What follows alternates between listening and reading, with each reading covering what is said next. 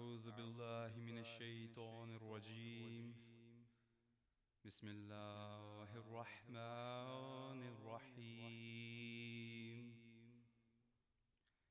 ياسين والقرآن الحكيم إنك لمن المرسلين على صراط مستقيم. تنزيل العزيز الرحيم لتنذر قوما ما أنذر آباؤهم فهم غافلون. لقد حق القول على أكثرهم فهم لا يؤمنون. إنا جعلنا في أعناقهم أغلالا فهي إلى الأذقان فهم مقمحون. وجعلنا من بين أيديهم سدا ومن خلفهم سدا فأغشيناهم فهم لا يبصرون. وسواء عليهم أأنذرتهم أم لم تنذرهم لا يؤمنون. إنما تنذر من اتبع الذكر وخشي الرحمن بالغيب فبشره بمغفرة وأجر كريم. إنا نحن نحيي الموتى ونكتب ما قدموا وآثارهم وكل شيء أحصيناه في إمام مبين. واضرب لهم مثلا أصحاب القرية إذ جاءها المرسلون إذ أرسلنا إليهم اثنين فكذبوهما فعززنا بثالث فقالوا إنا إليكم مرسلون. قالوا ما أنتم إلا بشر مثلنا وما أنزل الرحمن من شيء إن أنتم إلا تكذبون. قالوا ربنا يعلم إنا إليكم لمرسلون وما علينا إلا البلاغ المبين. قالوا إنا تطيرنا بكم لئن لم تنتهوا لنرجمنكم وليمسنكم منا عذاب أليم. قالوا طائركم معكم أئن ذكرتم بل أنتم قوم مسرفون. وجاء من أقصى المدينة رجل يسعى قال يا قوم اتبعوا المرسلين اتبعوا من لا يسألكم أجرا وهم مهتدون. وما لي لا أعبد الذي فطرني وإليه ترجعون. أأتخذ من دونه آلهة إن يردني الرحمن بضر لا تغني عني شفاعتهم شيئا ولا ينقذون. إني إذا لفي ضلال مبين. إني آمنت بربكم فاسمعون. اللهم صل على محمد وعلى محمد. صدق الله العلي العظيم. Now I would like to request Brother Mustafa Elachi to present the main lecture. Please recite Allah salawat. Allahumma salli ala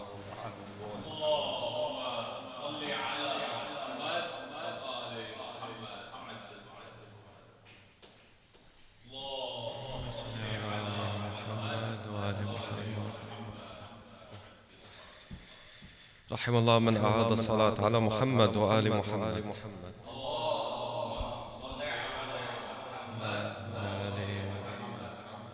أعوذ بالله من الشيطان اللعين الرجيم. بسم الله الرحمن الرحيم. وصلى الله على محمد وعلى آله الطيبين الطاهرين المعصومين المكرمين. أما بعد، قال الله جل وعلا في كتابه: بسم الله الرحمن الرحيم. قل هو الله أحد. صدق الله العلي العظيم. So far we've been going through the different meanings of the words of the salah. And we said that the salah, portions of the salah is Quran. We have two surah that you refer to, and also that many of the words, even our dua, we find we can extract from the Quran. Inside qunut, when you raise your hands for qunut, you find that we extract ad'iyah, not only from the books of hadith and ad'iyah, but also from the Quran al-Kareem. And you find that even the words in the Takbirat al-Ihram, in at-tasbihat, Subhana Rabbi al-Azim wa bihamdi, Subhana Rabbi al-A'la wa bihamdi, etc. You find they are words that are familiar to you because you've read them in the Quran al-Kareem. And we're discussing how the salah is a process.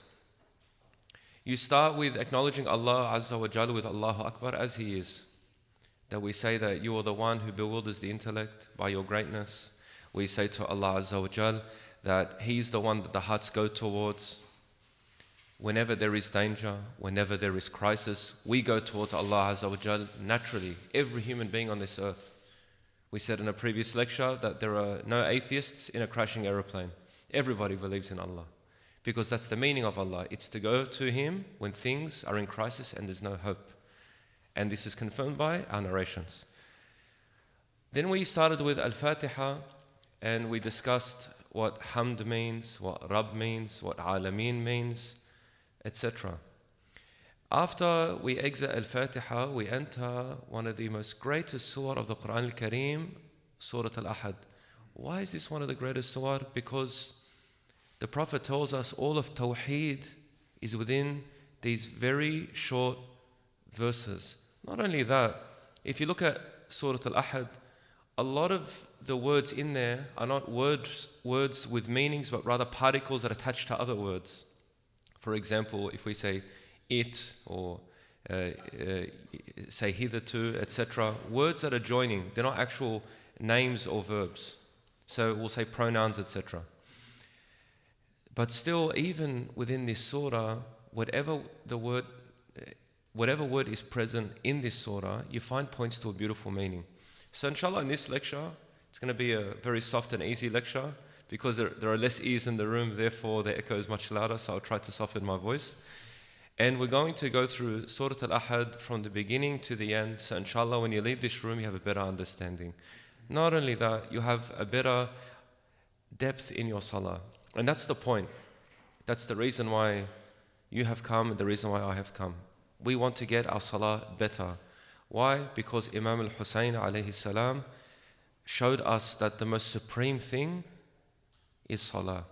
And his whole mission was to defend the prayer of Muhammad wa Ali Muhammad.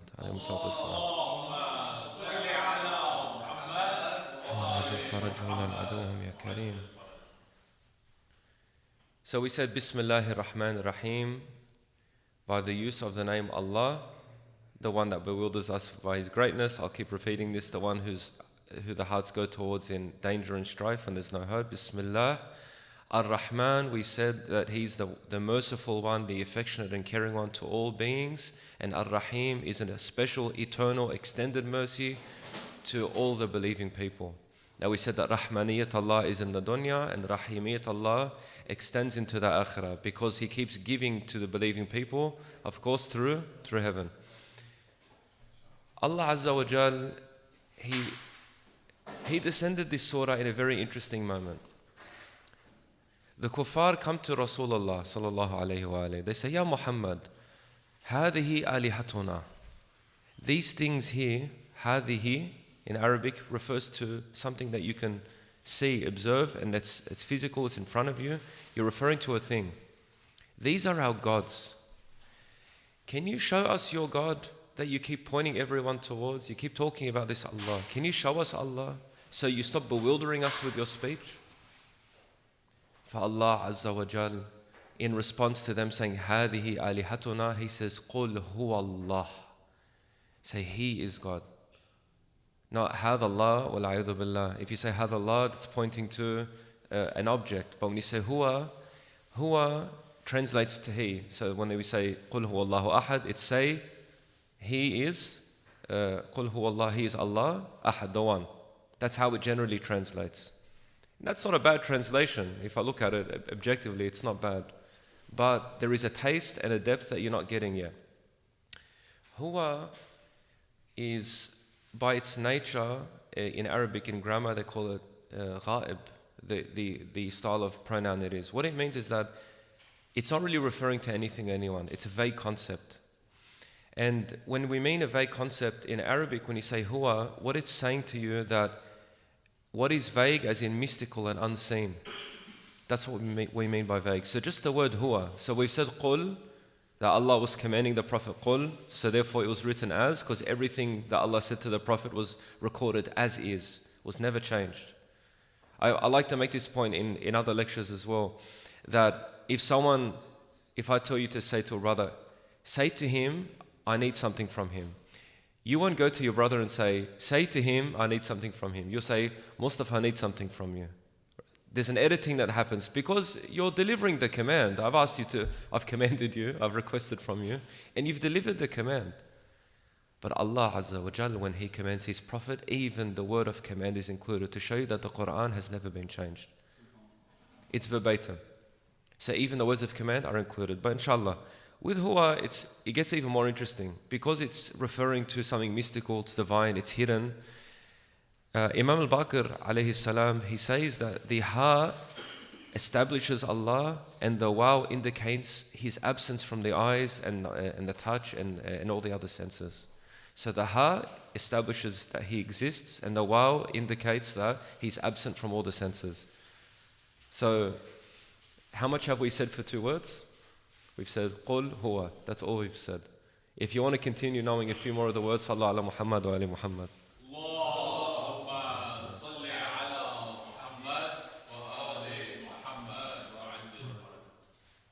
So we said قُلْ هُوَ اللَّهُ. We said Allah, what that means.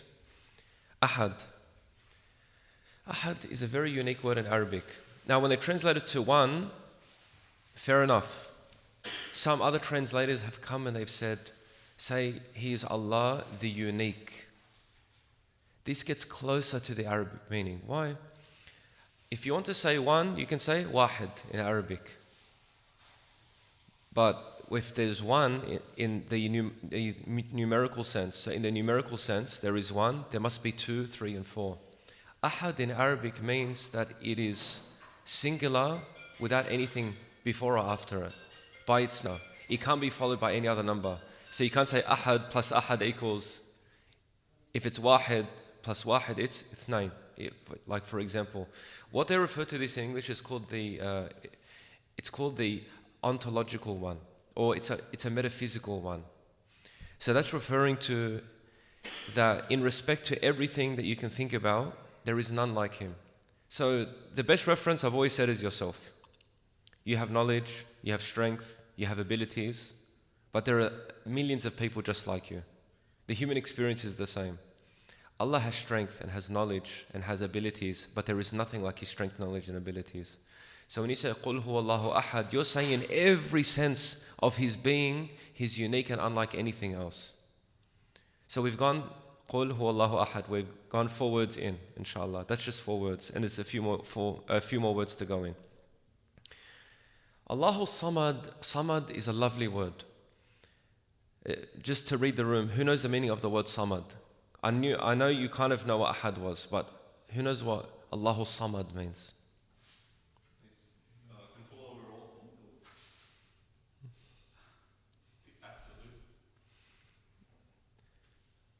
It's more specific.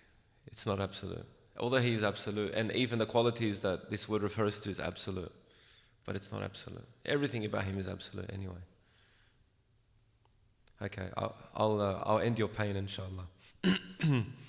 As-Samad means someone who is secured, established, stabilized. If someone in Arabic, when they say he's stubborn on something, they would say Samidun ala shay. He's established, he's firm, he's dense on something, he doesn't back down. It's referring to the enduring nature of Allah Azza wa Jal. He's absolutely durable. It's a name of strength. So you're saying you're unique and you are ever strong, you are ever enduring. In Arabic, it has another meaning attached. They say al-qasd was-salaba. Qasd as in intent, and also salaba, he's rigid. It's rigidity in him. As in, if someone was to go against you and you call Allah, Ya Samad, yeah? And you invoke that name and he answers you, the person can't overcome you. He overcomes all things. So you were saying, what you were saying generally was correct, but we can apply those meanings to other words. Samad is it's a power word. So in Surah Al-Fatiha, it was very sweet, but in Surah Al-Tawheed, we start entering this realm where He's above all things and He's greater than all things and He is more enduring than everything. And the point of knowing the words, like we said, is to engender that in your heart. When you're feeling weak, and if you say from your heart, Allahu Samad, you're saying it to Him. What's His response to you likely to be? His response would be, you call me Samad, I'll make you Samad. Follow me, I'll make you. There's a narration we said last night where we said, my servant, if you follow me, you'll be like me. One narration says that if you say be, it'll be. Be, and it is. The idea is that when we talk to Allah Azza wa Jal, He gives us that spiritual power, that spiritual strength. That serves a big benefit for you. We have doubts. If we had absolute certainty in Allah Azza wa Jal, when we'd walk into the room, we'd see the angels sitting around, we'd see probably jinns over someone's house, maybe hopefully not our own. We would see unseen things. We'd have spiritual, mystical powers. We all have levels of doubt, and Allah Azza wa Jal, He tests us accordingly. He pushes and pulls until He pulls us to the end result. And then we pass away, and then whatever level we got to, that's it. That's your level in heaven, and it's done. Maybe someone prays for you, and you have a high level. But either way, after the day of judgment, all things are done. You get that level. The whole point is for us to get better and better here, and to build that spiritual power. Part of it is knowing the meaning, and part of it is implementing it in your life. Not only that, although this lecture is purely about meanings, I want to emphasize, it's not just how you do your salah, it's what you bring to your salah. It's what you bring to it. Our scholars always mention the best two things you can do is do your wajib and avoid haram. And they have discussions, what's more important, praying or avoiding sins? It's like, that's an interesting question. Everyone will say, of course it's praying. Scholars, high scholars, they'll say, hold on. The acceptance of your prayer is incumbent on your behavior. Your prayer can be rejected if, imagine you go and abuse somebody and you hit a human being and then you go pray. I have to pray to God now. إِنَّ الصَّلَاةَ تَنْهَى عَنِ الْفَحْشَاءِ وَالْمُنْكَرِ. The Quran says that salah prevents us from misdeeds and anything debaucherous, anything haram. You can't look at something haram and think it's okay and then go pray and see it to be accepted. You know, like for example, you want to do your istighfar, Ya Allah, I know I was wrong. That's why you notice that the sunnah of the Ahlul Bayt والسلام, before they enter Salah, you hear the Mashaykh, Astaghfirullah Rabbi wa atubu ilayh, very, very softly. They do istighfar before Salah. Why? Because they understand what they're entering and they want to enter on a good foot. So what you not only should you be taking these meanings, but you should also try to implement them in your life as well, and also try to bolster that prayer and and it builds momentum. It has a snowball effect. So if you drop, the old adage, if you roll a snowball down at this size, it gets bigger at the very end. Iman is very much like that. But you find that the snowball, when it gets obstructed with something, it obliterates and then you have to start again. That's exactly what your faithful life and your sinful life actually do to each other. And some people just snowball and snowball and snowball until the akhirah, and they keep getting bigger and bigger. which is obviously Muhammad wa Ali Muhammad alayhi salatu wassalam.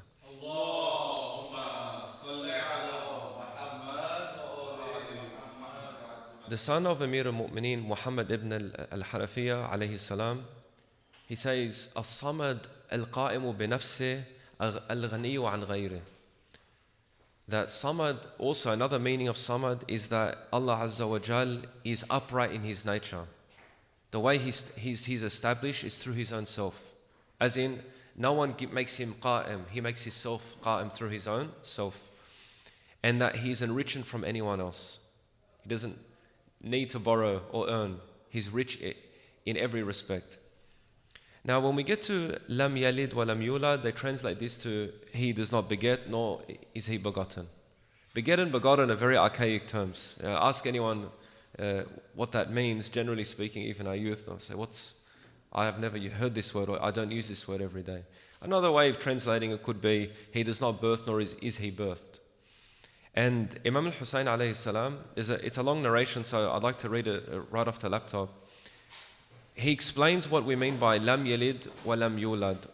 He explains it in a clear, expanded version of it, inshallah. So he goes through all the tafasil and all the variations, inshallah. With the salat ala Muhammad wa ali Muhammad.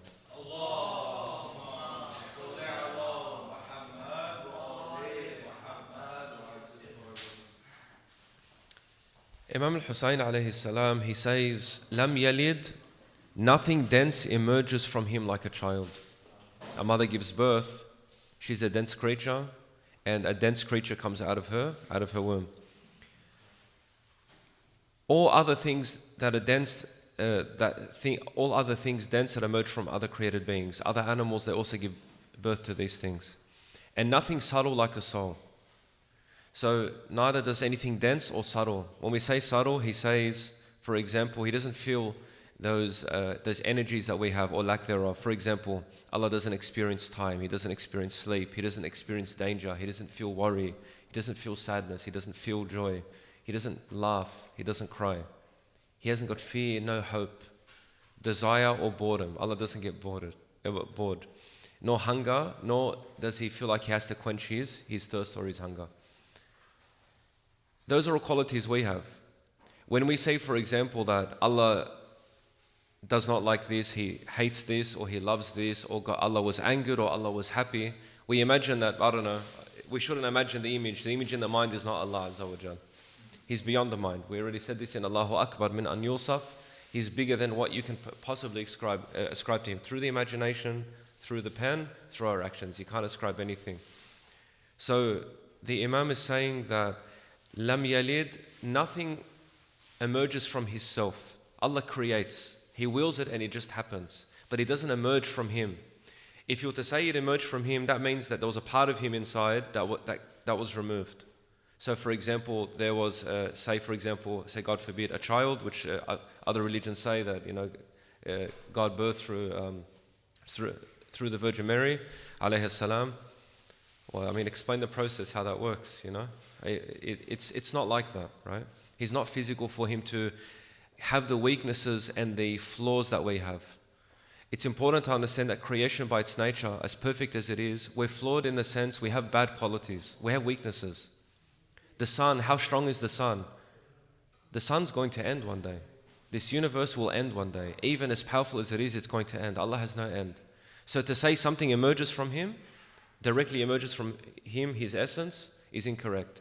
It's the great mystery. We don't know how He does it, and He tells us we never know how He does it. We can't possibly know. Our mind can't possibly. The easiest way to look at it is this. Trying to find God, or what's the best way to say this without falling into polytheism? Jeez. Sallallahu ala Muhammad wa ali Muhammad.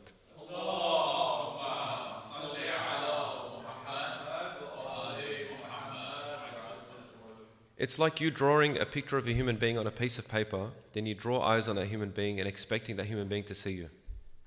You are greater than that drawing. You're superior. You created it. And even if you willed it life, it's not assumed that it would see you. It lives in a two-dimensional environment and you're in the third dimension. It can't possibly see you, but you can see it. Allah subhanahu wa ta'ala created us And it's not for us to see him, but we see him through creation. We see evidence of him, and we have emotional experiences. We have spiritual experiences. How often have you been driving maybe, and then something tells you to slow down, and then you slow down at the roundabout and a car zooms by? You have divine inspiration. And this is a phenomenon all human beings go through. Many human beings, they probably aren't religious. They'll say, I'm spiritual, I believe in energies, I believe there's a God, and God guides me with his angels and things like that. And fa'lan, everyone has guidance. God guides people. He always wants to present himself, but never directly. It's always behind the veil. And we have a narration that Allah is always behind the veil. Allah is always behind the veil. We couldn't know Allah Azza wa Jal without the Anbiya and Muhammad wa Ali Muhammad.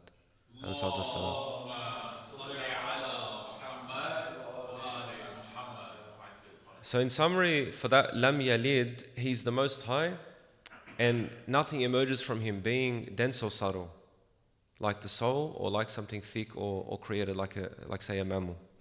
Walam yulad, and he was not born of anything. And it's that question, if you have a debate with an atheist, they say, well, if God created everything, who created God? And some people are stumped by this question. Walaikum assalam wa rahmah. They're stumped by this question. Why is this a confusing? You're allowed to question the question. The question doesn't make any sense. They say maybe your understanding of God is that he can be created. The same way the pre-Islamic Arabs made gods. They called them gods. That was their concept of God. This idol right here. Our God is the one that has no beginning or end. He's immovable, he's enduring, he's samad. He's the one that everyone on the face of this earth naturally goes towards. You can't claim that the God in your mind is the same God. That's why whenever you enter a discussion with people about God, if you want to waste your time, generally speaking, before we discuss, what's your notion of God? Describe your God to me. Because I think we have different gods here. It's like arguing about a person named Ahmad. I hope no one here is named Ahmad. And the Ahmad that you're talking about is a different Ahmad to the guy. And you're arguing about two different people with the same name. That's usually what happens in these debates. So the Imam goes further. وَلَمْ يُولَدْ, to give you a better understanding of Allah Azza wa Jal. He was not born of anything. He did not emerge from anything, as the things emerge from other things, as in beasts from other beasts, animals from other animals, or plants from the earth, or water from springs, fruit from trees. Neither as how subtle things emerge from their places. For example, how light gets absorbed into the eye, or sound into the ears, or smell with the nose, or taste with the tongue. That's a subtle sort of energy. So he doesn't beget anything directly from himself, and he hasn't come from anywhere else. What this is doing, it's ruling out all of creation. So when he said قُلْ هُوَ اللَّهُ أَحَدٌ, he said God, huwa, that vague, mystical, the one that's unknown, that you can't possibly see with your mind, your thinking brain, your intellect, or your senses. He's Allah, the one who bewilders your intellect with his greatness, and he is Ahad. He's absolutely unique in every shape, way, or form. Not the sense of one that you can multiply him. He's the ontological one, the unique one. Then he said, قُلْ هُوَ اللَّهُ أَحَدٌ Allahu Samad. He's the enduring. He's Samad in his nature. He's rigid. You can say his existence is stubborn. It's immovable. Then we said, لَمْ يَلِدْ وَلَمْ يُولَدْ. He does not emerge from anything, nor do nothing emerges from him, nor does he emerge from anything. Again, what's all of this doing? Isn't it kind of reiterating the point over and over in different ways? It's just removing Allah from all things created at all times. Do you see why it's called Surah At-Tawheed now? We have schools of thought in Islam that say, for example, that God has different body parts. Wala'idhu billah. I'm not joking. I heard one sheikh years ago, he was, these poor children, I think it was in Malaysia. He's saying, do you think Allah doesn't have a leg? We have a narration. He puts his leg in Jahannam. He says, Halim talati, are you full? Jahannam says, no, he puts his leg in.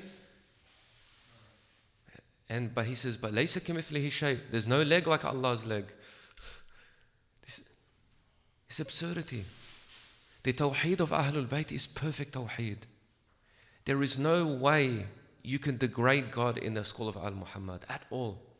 That is why taking these narrations from the Imam, why they get into so much detail. They want to picture every part of existence for you and say, that's not Allah.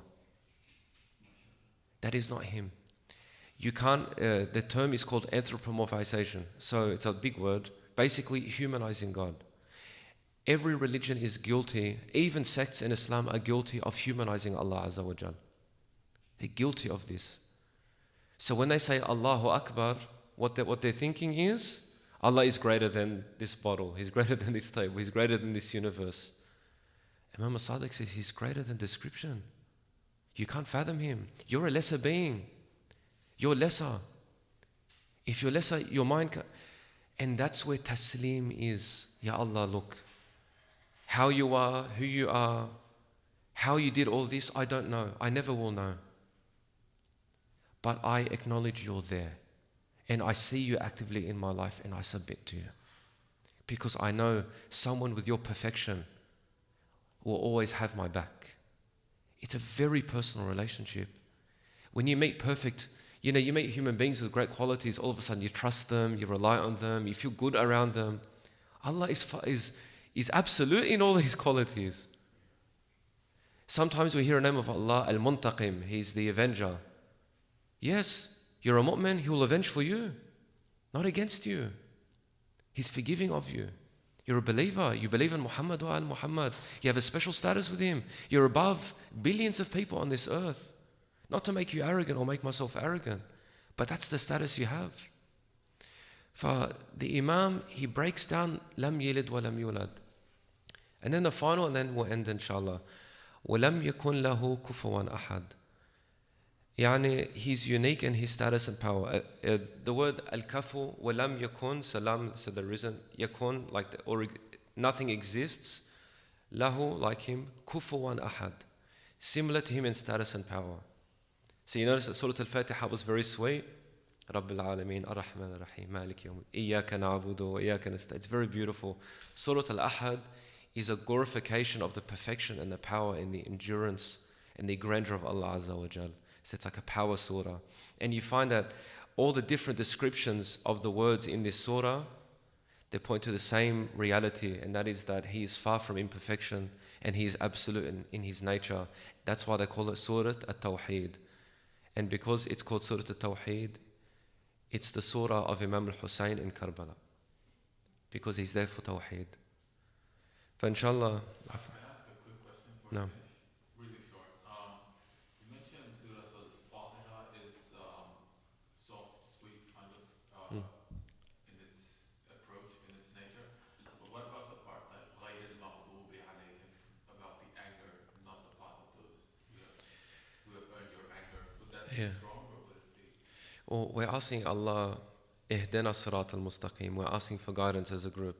And we're putting the qualified, not those ones that you've what's the best way, manifested your anger upon. Yeah, it's an earnest request, isn't it? You're asking Him for guidance. They're strong words, yeah. Allah is a strong word, you know. But we're saying it's Surah Al-Fatiha is Surah Al-Fatiha. You're speaking to Him intimately, and you're making a very earnest request. It's a very humble request. Please don't, so there's a smallness in you. Surah Al-Ahad, when you're speaking it, you're glorifying Allah and you're pointing towards His grandeur. It's not, you're repeating what He's told you to say. I mean, He's told you, قُلْ هُوَ اللَّهُ أَحَدٍ. So you're saying, قُلْ هُوَ اللَّهُ أَحَدٍ, yeah? So it's Him speaking to us, not us speaking to Him. That's why I say sweetness. That's what I say, that it's a conversation. There's a lot of soft words, Rahman, Rahim, and Rabb, and things like that, So yeah, I hope that answers the question properly. But inshallah, we ask Allah Azza wa Jal to hasten the reappearance of our Imam. The Imam will revive the deen of Muhammad sallallahu alayhi wa alayhi. Allahumma salli ala Muhammad. We ask Allah Azza wa Jal to bless us with meeting Him and talking to Him. We ask Allah Azza wa Jal to bless us with the unity that comes with Him. That the mu'mineen no longer see color, they no longer see age, no longer see gender. They see mu'mineen, they see muwalin of Amir al-Mu'mineen alayhi salam, and that's it. We ask Allah Azza wa Jal to hasten His reappearance, to bring justice into this world. where the very word he translation is being questioned. Inshallah, wa akhiru da'wana alhamdulillahi rabbil alameen wa sallallahu ala Muhammad wa alihi at-tahirin.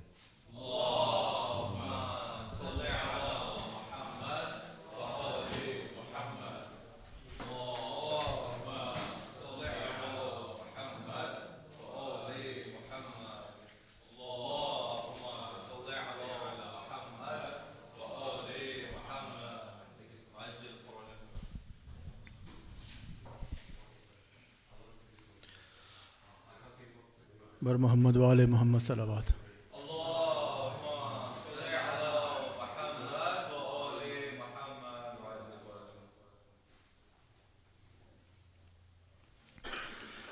कब्र असगर की बनाने में बहुत देर लगी,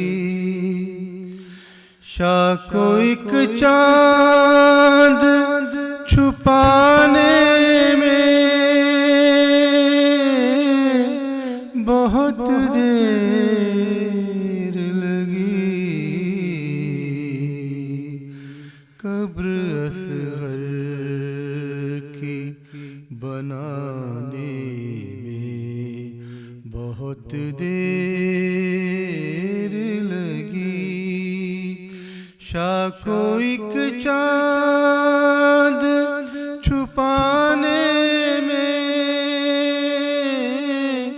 बहुत देर लगी। माँ ने पूछा मेरे असगर को कहाँ छोड़ आए,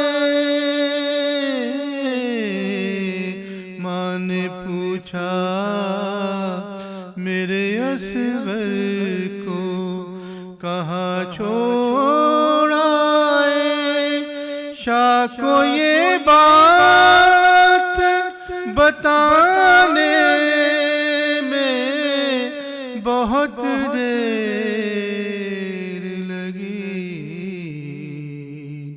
कब्र असगर की बनाने में बहुत देर लगी। टुकड़े चुनते हुए कासिम के कहा मौला ने,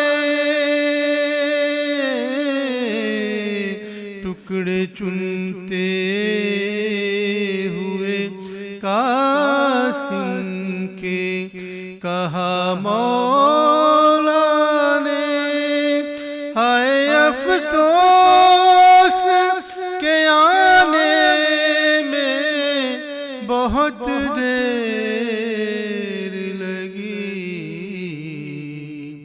कब्र असगर की बनाने में बहुत देर लगी। शान हर लाश को जल्दी से उठाया, लेकिन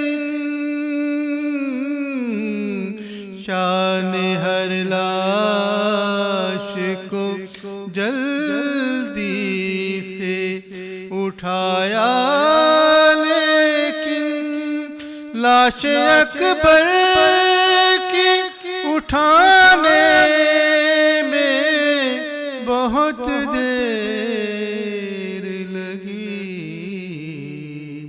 कब्र असगर की बनाने में बहुत देर लगी, शाह को एक चांद छुपाने में बहुत देर लगी। बर मोहम्मद वाले मोहम्मद सल्लल्लाहु अलैहि वसल्लम।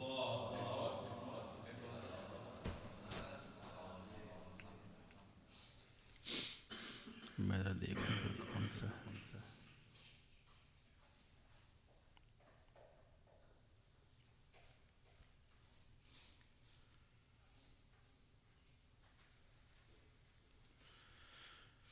देखा जब बाप का लाशा तो Sakina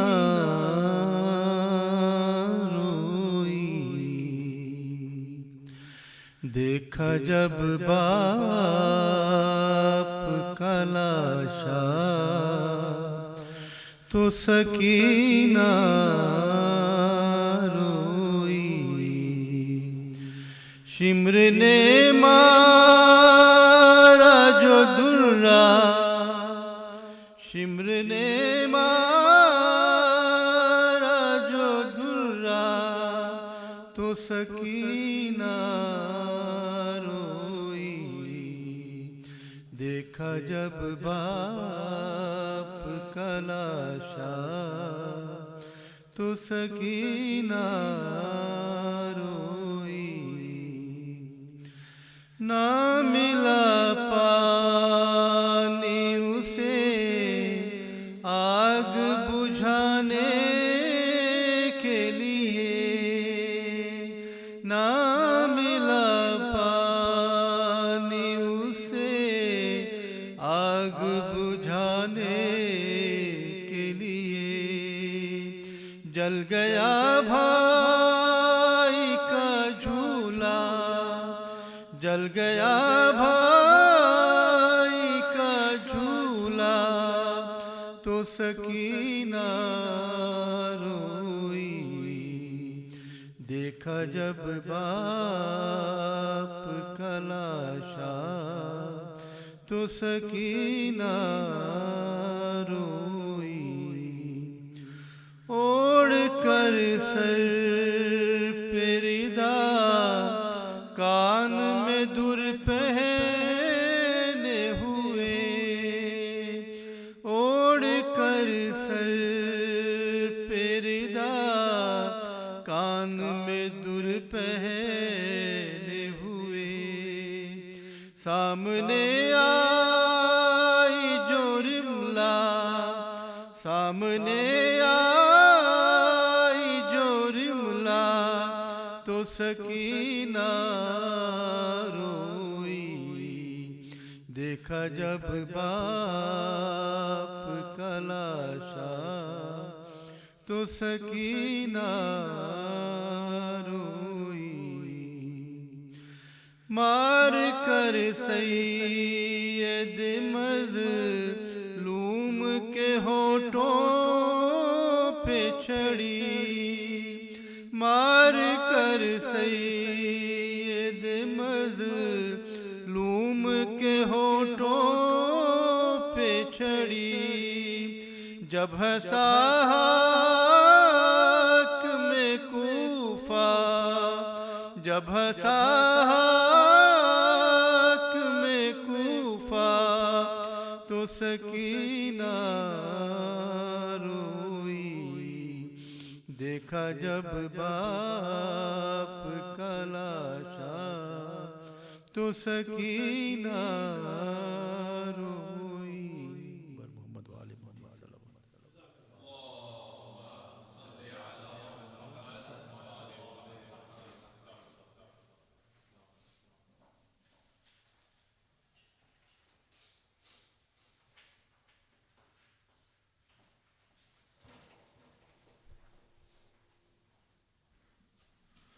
صلوا على محمد وآل محمد.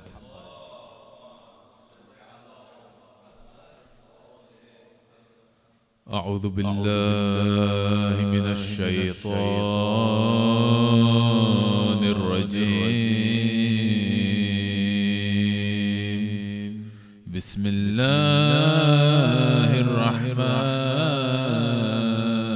الرحيم. السلام على الحسين وعلى علي بن الحسين وعلى أولاد الحسين وعلى أصحاب الحسين على محمد وآل محمد.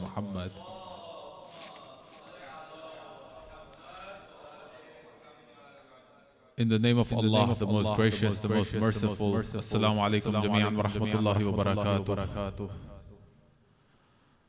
I'm sure all of us, or most of us, we remember a point in our lives when we were young and we were fasting for the first time, how difficult it was, depending on what season it is, depending which part of the world you live in.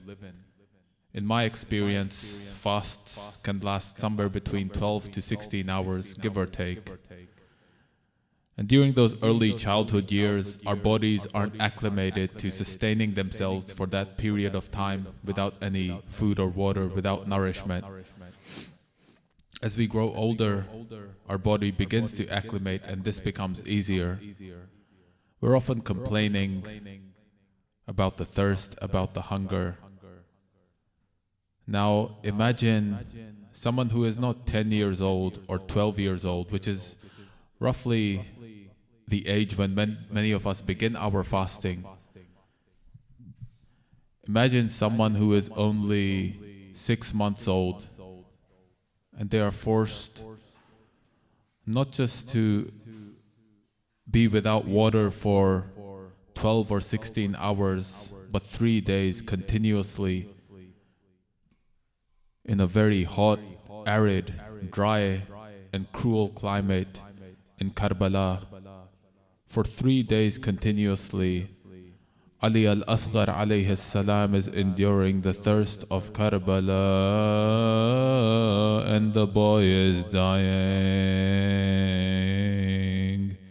As he endures the pain and the thirst of Karbala, the enemies are throwing around water as though it's worthless. At this point in time, the enemies, they are using buckets and buckets of water to cool the hooves on their feet of their horses. Meanwhile, the children of Muhammad are crying and they are dying from the thirst of Karbala. Al-Atash, Al-Atash. The thirst is killing us. Ali al-Akbar alayhi salam, he falls from his cradle. Imam al-Hussain comes in after all of the people have perished. He has lost Abbas, he has lost Ali al-Akbar, he has lost Qasim, Aun and Muhammad. They have perished and he comes and asks who is left. Ali al-Asghar makes a noise and he falls from his cradle. Imam al-Hussain alayhi salam carries the child. His mother tells him, this child is dying. Rubab tells Imam al-Hussain, Ali al-Asghar is dying. If he does not drink any water, soon he will die from the thirst. Imam al-Hussain takes Ali al-Asghar towards the enemy. He is holding him and he tells them, if you have something against me, what can you possibly have against this 6-month-old child? How could he possibly have harmed you in any way? And some of the soldiers in Umar ibn Sa'ad's army, they begin to falter. They begin to grow indecisive and they are questioning their own orders. And when Umar ibn Sa'ad sees this, may Allah's curse be upon Umar ibn Sa'ad, when he sees this, he knows that he cannot maintain control unless he silences the cries of the newborn, and so he turns towards his archer Harmala.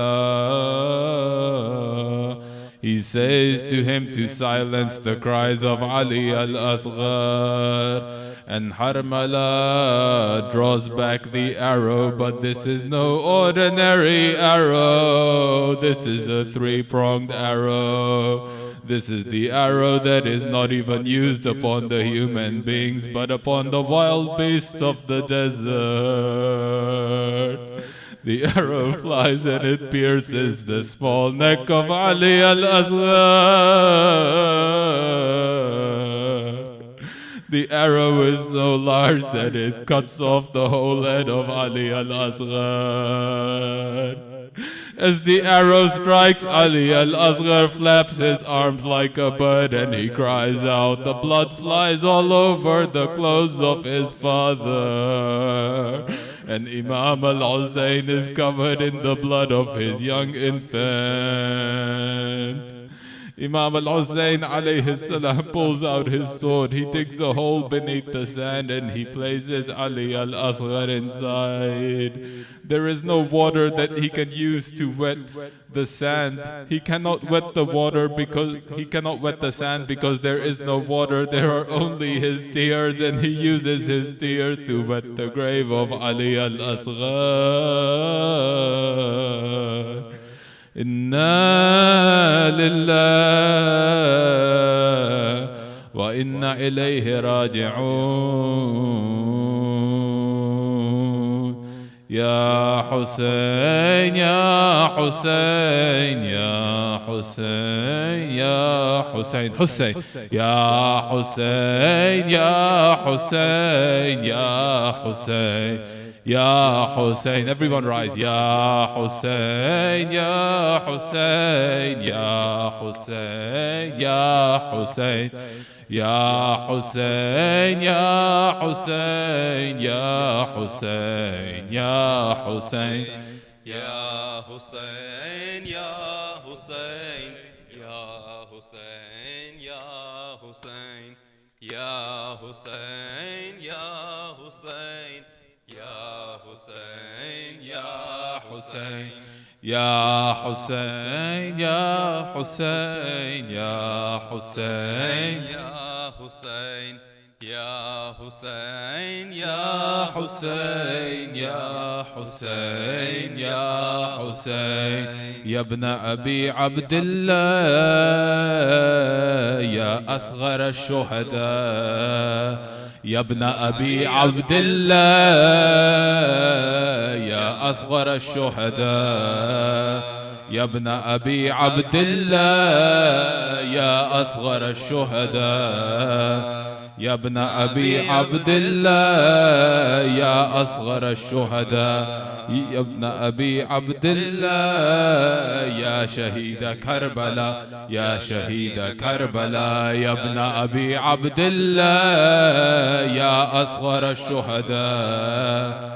يا ابن أبي عبد الله يا شهيد كربلاء. Ya Shahid Karbala. O youngest of the great Shuhada, your soul was taken in Karbala. We recalled your demise on this day.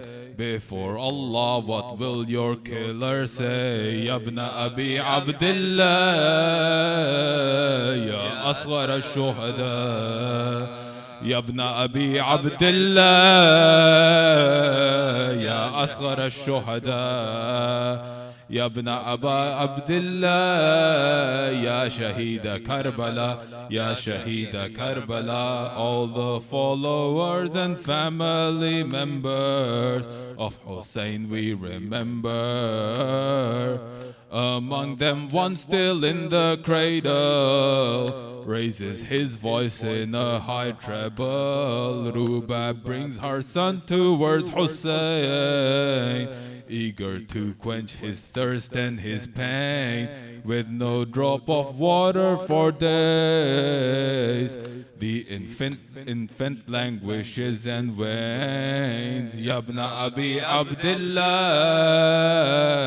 Ya asghar al-shuhada. يا ابن أبي عبد الله يا أصغر الشهداء. يا ابن أبي عبد الله يا شهيد كربلاء يا شهيد كربلاء. Hussein carries his son forward to enemies who are cowards. This is just an infant, he says, with no sin and no debt to pay. Let him drink some water, O cruel ones. Take mercy on my infant son. Umar ibn Sa'ad turns towards Harmala. telling him spill blood on the sands of Karbala. Ya ibn Abi Abdullah, ya Asghar al-Shuhada. Ya ibn Abi Abdullah, ya Asghar al-Shuhada. Ya ibn Abi Abdullah, ya Shaheed Karbala, Ya Shaheed Karbala. The arrow flies towards Asghar. The boy flaps his arms like a bird.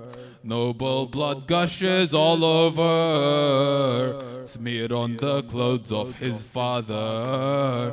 Ya Allah, they killed my young son. Witness what the enemies have done. With tears engulfing his pure eyes, Hussein mourns his son's demise. Ya ibn Abi Abdullah, ya Asghar al-Shuhada. Ya ibn Abi Abdullah, ya Asghar al-Shuhada. Ya ibn Abi Abdullah, ya Shaheed Karbala, ya Shaheed Karbala. Ya ibn Abi Abdullah, ya Asghar al-Shuhada. Ya ibn Abi Abdullah, ya Shaheed Karbala. Ya Hussein, ya Hussein, ya Hussein. Ya Hussein, Ya Hussein, Ya Hussein, Ya Hussein, Ya Hussein, Ya Hussein, Ya Hussein, Ya Hussein. Hay Asghar, mere Asghar. Hay Asghar, मेरे असगर, ए राज दुलारे असगर, माँ तुझको पुकारे असगर, मेरी आंख के तारे असगर, आजा मेरे प्यारे असगर, ए मेरे बेजुबान तुम रह गए कहाँ, असगर जिएगी कैसे तेरे बगैर माँ, ए मेरे बेज़बान तुम रह गए कहाँ, असगर जिएगी कैसे तेरे बगैर माँ। चेहरा वो चांद जैसा, चेहरा वो चांद जैसा, कैसे भुलाए माँ, असगर जिएगी कैसे तेरे बगैर माँ, ऐ मेरे बेजुबान तुम रह गए कहाँ, असगर जिएगी कैसे तेरे बगैर माँ। क्या वक्त आ गया है बानों की बेकसी पर, गुर्बत पे तेरी मातम कैसे करेगी मादर, आदा ने बांध दी हैं, आदा ने बांध दी है, हाथों में रस्सियाँ, असगर जिएगी कैसे तेरे बगैर माँ, ऐ मेरे बेज़बान तुम रह गए कहाँ, असगर जिएगी कैसे तेरे बगैर माँ। हिम्मत पे माँ तुम्हारी कुर्बान क्यों ना जाए है, सुनती है तेरी खाकर, सुनती है तीर खाकर, तुम रन में मुस्कुराए, मादर की लाज रख ली, मादर की लाज रख ली, शाबाश मेरी जान असगर जिएगी कैसे तेरे बगैर माँ। ऐ मेरे बेज़बान तुम रह गए कहाँ, असगर जिएगी कैसे तेरे बगैर माँ। मादर की है वसीयत बेटा ख्याल रखना, गोदी में इनकी असगर जाने की जिद न करना। पहले ही है शिकस्ता, पहले ही है शिकस्ता, हाय दादी की पसलियाँ असगर जिएगी कैसे तेरे बगैर माँ। ऐ मेरे बेज़बान तुम रह गए कहाँ, असगर जिएगी कैसे तेरे बगैर माँ। क्या ज़ेरे खाक अब भी सोए हो मुँह छुपाए, हाय माँ सारी बीबियों से शर्मिंदा हो न जाए। हर एक शहीद का है, हर एक शहीद का है सर बरे सर, हर एक शहीद का है सर बर सरे सिना, असगर जिएगी कैसे तेरे बगैर माँ। ऐ मेरे बेज़बान तुम रह गए कहाँ, असगर जिएगी कैसे तेरे बगैर माँ। ऐ मेरे बेज़बान तुम रह गए कहाँ, असगर जिएगी कैसे तेरे बगैर माँ। या हुसैन या हुसैन या हुसैन या हुसैन या हुसैन या हुसैन या हुसैन या हुसैन या हुसैन या हुसैन या हुसैन या हुसैन या हुसैन या हुसैन या हुसैन या हुसैन। वर मोहम्मद आले मोहम्मद सलावत। Allahumma salli ala Muhammad wa ali Muhammad.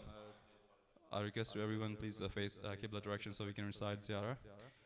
Assalamu alayka ya Nabi Allah. Assalamu alayka ya Rasul Allah. Assalamu alayka ya Sifat Allah. Assalamu alayka ya Amin Allah. Assalamu alayka ya Habib Allah. Assalamu alaykum wa rahmatullahi wa barakatuh. Assalamu alayka ya Aba Abdullah. Assalamu alayka ya ibna Rasulillah. Assalamu alayka ya ibna Amir al-Mu'minin wa ibna Sayyid al-Wasijin. Assalamu alayka ya ibna Fatimah al-Zahra Sayyidat an-Nisa al-Alamin. السلام عليك يا مولاي وعلى أنصارك المستشهدين معك جميعا ورحمة الله وبركاته. السلام عليك يا غريب الغرباء. السلام عليك يا معين الضعفاء والفقراء. السلام عليك يا مغيث الشيعة والزوار في يوم الجزاء. السلام عليك يا أنيس النفوس. السلام عليك أيها المدفون بأرض توس السلطان أبو الحسن علي بن موسى الرزا الرازي بالقدر والكزاو ورحمة الله وبركاته. السلام عليك يا صاحب الأسر والزمان الأمان الأمان الأمان. السلام عليك يا خليفة الرحمن.